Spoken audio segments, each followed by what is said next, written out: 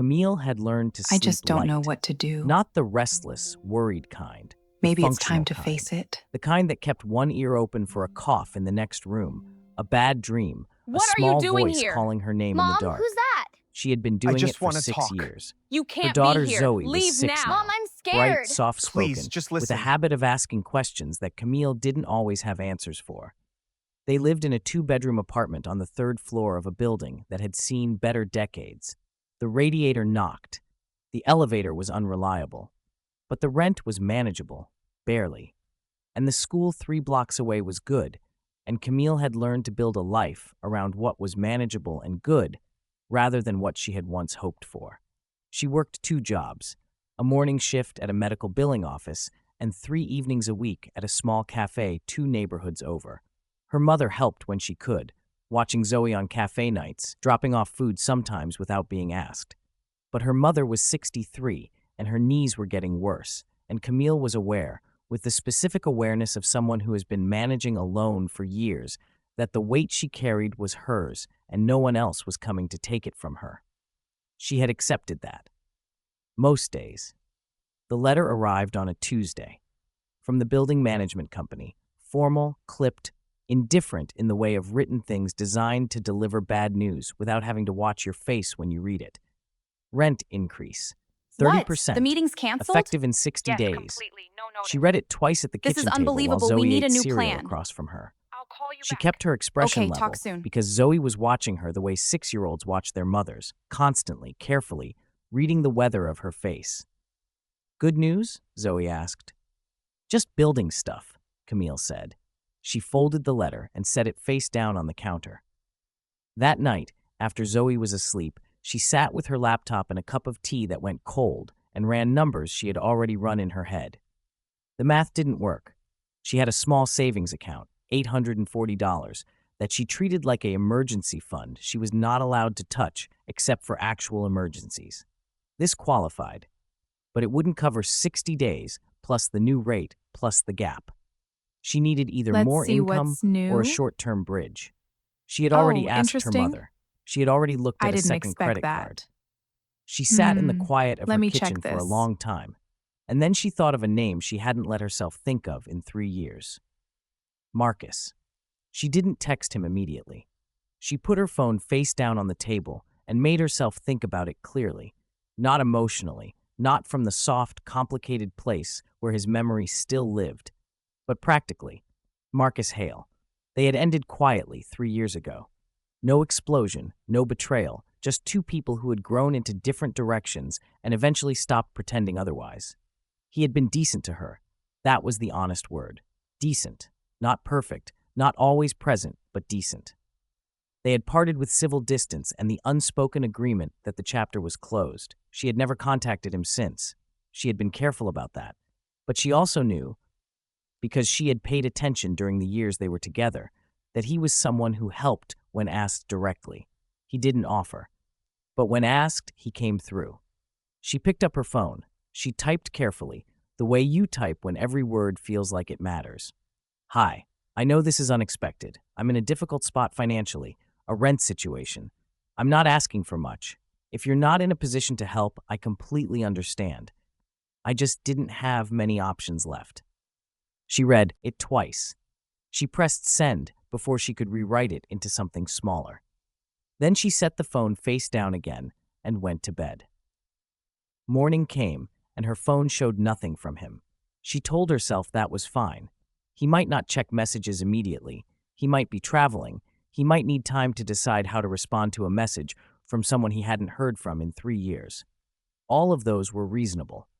She told herself that while she made Zoe's lunch, dropped her at school, and sat at her billing office desk, trying to focus on the screen in front of her. By noon, still nothing. She opened the thread twice, checked that it had delivered, that the text hadn't somehow failed to send. It had delivered. The single checkmark sat there with quiet certainty. He had it. He just hadn't responded. She put the phone away. She worked her afternoon shift. She picked up Zoe. She made dinner, pasta with the sauce Zoe liked, the one with the hidden spinach she pretended wasn't there. She gave Zoe a bath, read 2 chapters of the book they were working through, turned off the light. And then she sat in the kitchen again with her phone on the table and Marcus's name above a delivered message that had not earned a single word back. The silence felt like something. She wasn't sure what. Not rejection, not yet, but not nothing. By 10:30, she had made a decision without fully admitting she'd made it. She would go in person. Not to pressure him, she was clear about that with herself. Not to create a scene or reclaim something or force a conversation neither of them had agreed to have. She needed to know if he had seen the message, if it had landed somewhere real or disappeared into the silence of a number he no longer checked. And if he wasn't able to help, she needed to hear that clearly so she could close the door on that option and move forward to the next one. There was no next one, a quiet voice told her. She knew. But she needed to move with purpose rather than sit in waiting. She arranged for her mother to take Zoe after school on Thursday. Her mother asked no questions. She had the specific gift of knowing when not to. Thursday morning, Camille dressed carefully. Not to impress, practically. Something that said she was a person who had things together, who came with a specific purpose, who was not here to complicate anyone's life. She wore the dark green jacket she reserved for things that mattered. She wrote Marcus's address from memory. She had never saved it in her phone, but she remembered it the way you remember things you thought you'd need and then stopped needing and couldn't quite forget. She folded the paper, tucked it into her bag, left before she could change her mind. The neighborhood was quieter than she remembered. Or maybe she remembered it differently because she had only ever come here at night, in the easier time when arriving somewhere felt like arriving somewhere good. The houses on his street were detached, modest but maintained, the kind of neighborhood where people put effort into small things. Trimmed hedges, clean driveways, a bicycle locked to a porch railing. She found the number, checked it twice against her paper, and stood on the sidewalk for a moment before moving toward the front path. The house looked lived in a specific way. There was a pair of small shoes on the front step. Child's shoes, pink, with Velcro straps, slightly muddy on the toe. She looked at them, then at the door, then at the shoes again. She stood there longer than she had planned to. The shoes were a piece of information she hadn't prepared for. They asked a question she didn't know how to answer before she'd even knocked. She thought about turning around. She thought about the rent letter sitting on her counter at home. She thought about Zoe's school and the radiator and the $840 in her account that wasn't enough. She walked up the front path. She stood at the door. She knocked 3 times, firm and even. And she waited. The door opened. Not quickly. It took a moment, and she could hear small footsteps on the other side before the handle turned. She had prepared herself for Marcus.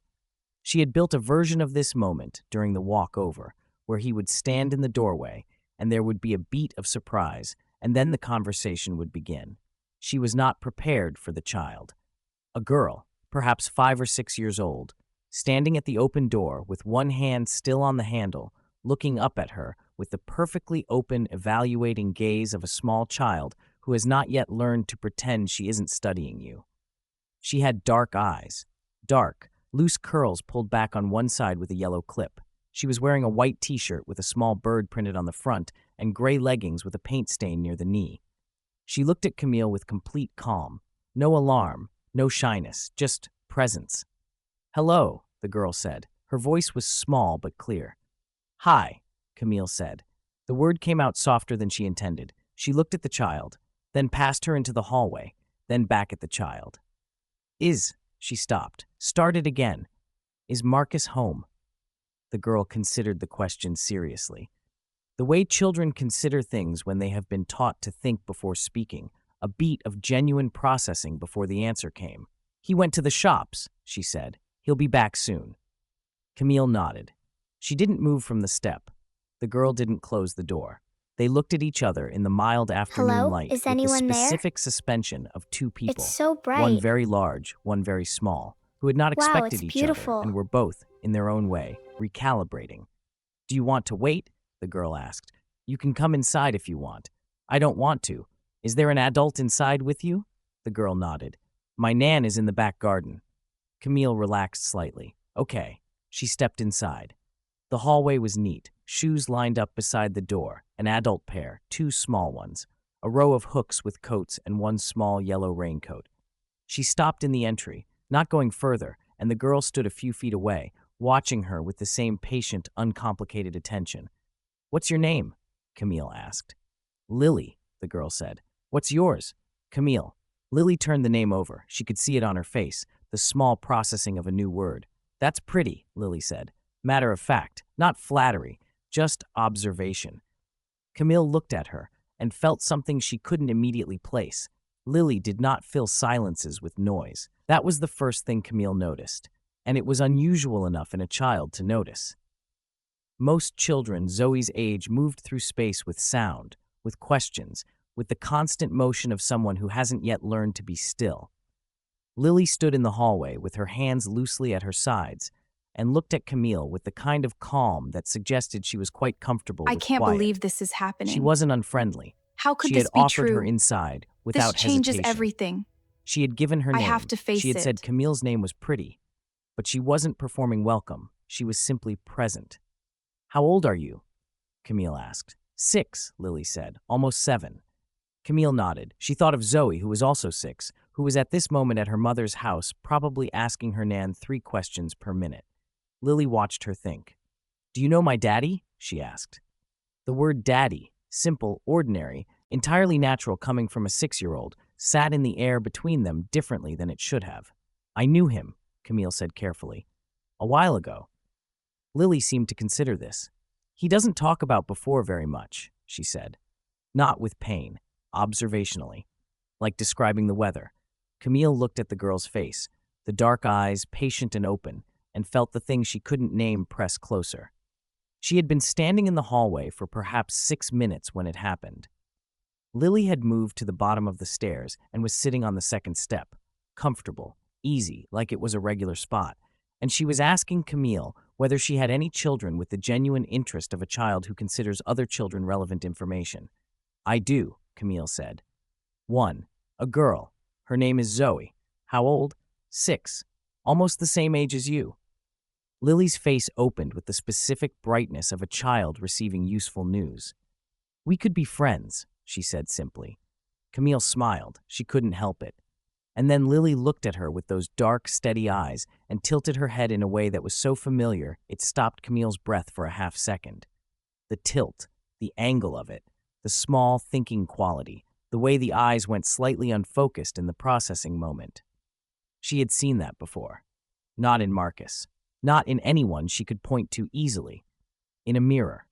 In photographs of herself as a child, the ones her mother kept in an album with the soft plastic pages.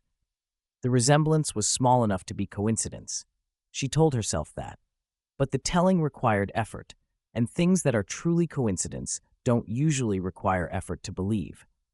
Marcus's mother came through from the back garden 20 minutes after Camille arrived. She was a sturdy woman in her mid-60s with soil on her gardening gloves and the brisk, unsurprised manner of someone who had learned long ago not to be rattled by unexpected things.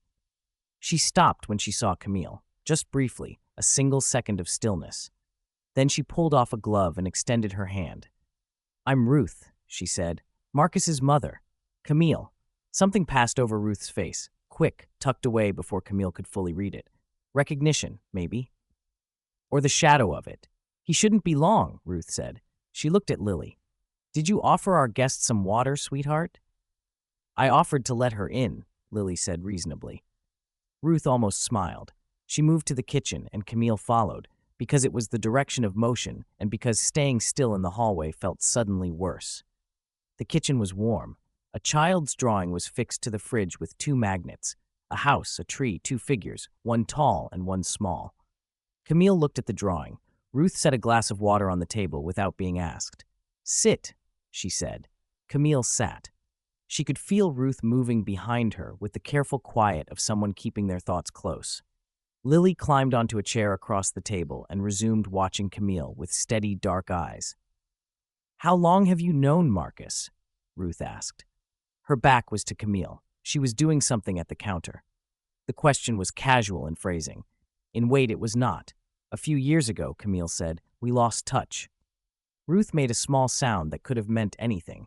Lily was drawing something on a piece of paper she'd produced from somewhere, focused, comfortable, one leg tucked under herself on the chair.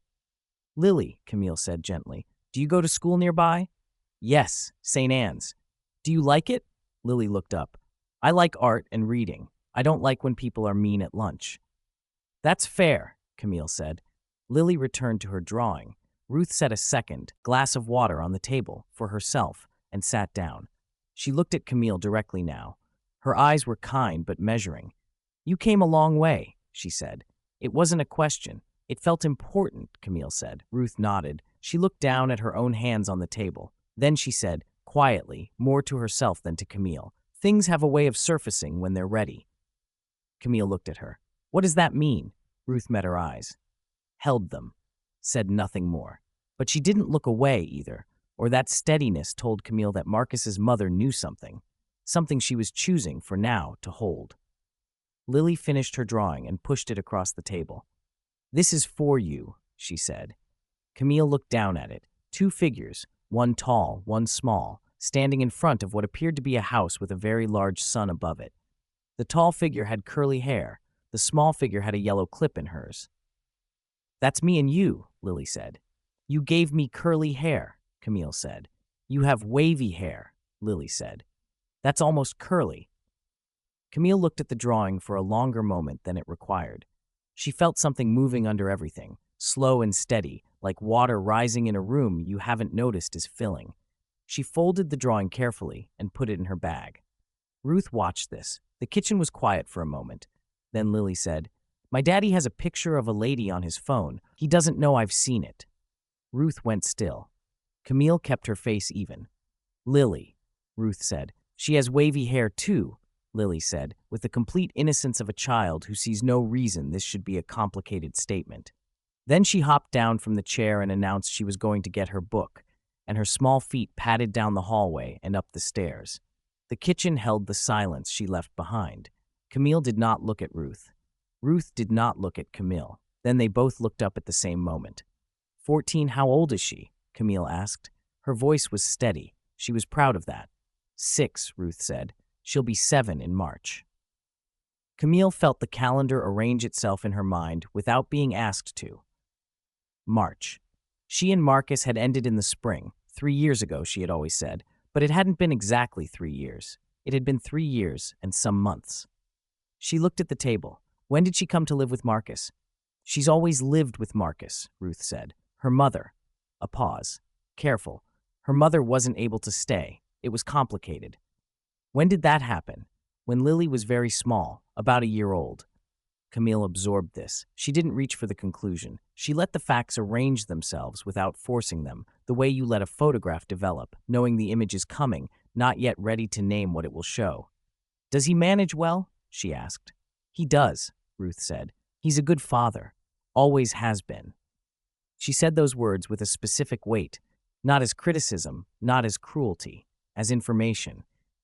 The kind you give someone who needs it to understand the full picture. Camille looked at Lily's empty chair, at the drawing on the fridge, at the yellow raincoat in the hall, visible through the doorway. She kept her breathing even. The door opened. She heard the key in the lock before she registered what it meant, and then she heard the door and footsteps and his voice calling, "Lil? Nan?" And then he was in the kitchen doorway. Marcus Hale, 34. A little broader than she remembered, a little more settled in his face, the softness of his 20s replaced by something quieter and more solid. He had a grocery bag in each hand and keys still in his fist, and he stopped completely when he saw her. The bags didn't drop. He was too controlled for that, but the stillness that took him was total. Camille, her name from his mouth after 3 years. She had not prepared for how that would land. "Hi, Marcus." She kept it simple. He looked at his mother. Ruth made the smallest gesture with her head, nothing specific, just, "This is already in motion, let it move." He set the bags on the counter slowly. He didn't look away from her. "You sent a message," he said. "Yes. I was going to call today. I didn't want to wait." He nodded. That was the Marcus she remembered. He didn't argue with plain truths. He accepted them and moved forward. He looked around the kitchen, at his mother, at Lily's empty chair, at the glass of water in front of Camille. and she could see him reading the room the way a person reads a room they walked into late. "How long have you been here?" "About half an hour," she said. "Lily let me in." Something moved across his face. "I see," he said. Ruth excused herself quietly, the skill of a woman who understood when a room needed fewer people in it. They heard her footsteps on the stairs and Lily's voice somewhere above them, bright and unconcerned. Marcus sat down across from Camille. He didn't fill the silence with apology for not replying, and she didn't fill it with reassurance. They sat with it for a moment, two people who had once known each other well enough to share silences. "The rent situation," he said finally. "Yes." "Tell me the number." She did. He nodded. No flinch, no hesitation. "I can help with that. I'll pay it back." "I know you will." She looked at him. The ease of it, the simple, practical decency she had remembered, settled something in her chest that had been tight for weeks. "Thank you," she said. He waved it off. "Then, how long has it been hard like this?" "A while. It comes and goes." He looked at the table. "You should have reached out sooner." "I didn't want to reach out at all," she said honestly. "I just ran out of other options." He accepted that too. Then he said, and his voice shifted, lowered just slightly, "Lily talked to you." It wasn't a question. He had read it in the room. "Yes," Camille said. "She's wonderful," she added, and meant it completely. He looked up. "She is," he said. Something in his voice when he said it, protective, proud, full, made her chest tighten again. Differently this time. "How old is she?" Camille asked. She said it the same way she had said it to Ruth. Level, careful, giving him the chance to answer plainly. He looked at her for a moment. 6. Born in March? A pause, not long, but long enough. "Yes." She held his gaze. He held hers. The kitchen was very quiet. "Camille, I just want to understand," she said. Calm. She had decided to be calm. "We were together when she would have been." "Yes," he said. The word was heavy. He pressed his hand flat on the table. "Her mother, Diane, she and I had been. It was brief. Before you and I ended. I didn't know about the pregnancy until after. You and I were already—" He stopped, looked at the table. "I found out when she was 6 weeks old. Diane left when Lily was 1. She wasn't." He paused carefully. "She wasn't able to be the parent Lily needed." Camille absorbed this piece by piece. She was not angry. Not yet. Not cleanly. She was something more complicated than angry. She was looking at the shape of a story she had not known she was part of. "Did you know when we were together?" "No," he said. "I swear to you, no." She believed him. She hated, slightly, how easily she still read him. "Why didn't you tell me after?" He looked up. "Because it was over, and because I was ashamed." The words sat between them. Ashamed. She looked at him, really looked, and saw something she hadn't expected to find after 3 years of silence and distance. Tiredness. Not the exhausted kind. The kind that comes from carrying something alone for a long time and not quite knowing how to set it down. She thought about herself at her kitchen table with the rent letter. She thought about Zoe asleep down the hall and the cold cup of tea. She thought about the specific weight of managing alone and the particular shame of needing help. "I know about that," she said quietly. He looked at her. She said, "The shame of needing something you didn't plan on." He was still for a moment. Then something in his face, the careful, held-together quality, softened slightly. Not collapsed, just gave a little, like a door that has been closed tight for a long time, opening 1 inch. "She asked about you," he said. "Lily." Camille looked up. "What?" "She came down while I was looking at my phone last week. She saw your name. She asked who Camille was." He paused. "I said you were someone I used to know, someone who was important." Camille's throat tightened. She didn't speak. "She said," Marcus continued, almost carefully, "that she hoped important people didn't stay away forever." The kitchen was completely silent. Outside, the afternoon light was going golden through the window. Lily came back downstairs at 5:10, padding into the kitchen in her socked feet with a picture book under her arm and the air of someone rejoining a situation they had given appropriate space to. She looked at her father. She looked at Camille. She seemed to register, with the precise social intelligence of a child who has grown up reading a single parent's emotional weather, that something had shifted. She climbed onto her chair, set the book on the table, looked at Camille. "Are you going to come back?" she asked. Camille opened her mouth, closed it, looked at Marcus. He was watching her, not pressuring, not directing, just present. "I'd like to," Camille said, "if that's okay with your dad." Lily looked at Marcus. "Is it?" Marcus looked at his daughter for a moment. This small, dark-eyed, entirely straightforward person who had let a stranger into his house and drawn her a picture and asked the question he hadn't been able to ask himself. "Yes," he said, "it is." Lily nodded, satisfied, and opened her book. Marcus looked at Camille across the table. There was no declaration in the look, no promise, no romantic architecture. Just two people who had carried separate weights in separate rooms for 3 years, sitting in the same kitchen, in the same light, seeing each other clearly for perhaps the first time. "I want you to meet Zoe," Camille said. He nodded. "I'd like that." She left at 6.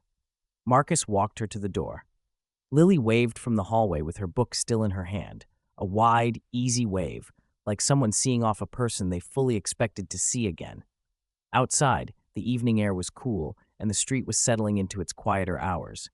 She stood on the front path for a moment before turning to go. Marcus spoke from the doorway.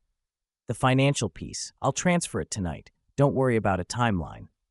"Marcus, you needed help. I'm able to help. She's so That's all." happy to see you. She looked at him. I love you, The Daddy. streetlight caught I the love you side of his both. face, older, We're so steadier, lucky. still somehow recognizably him.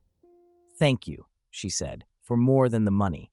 He nodded. They stood for a moment in the kind of quiet that is not empty, the kind full of everything that is being considered and not yet spoken.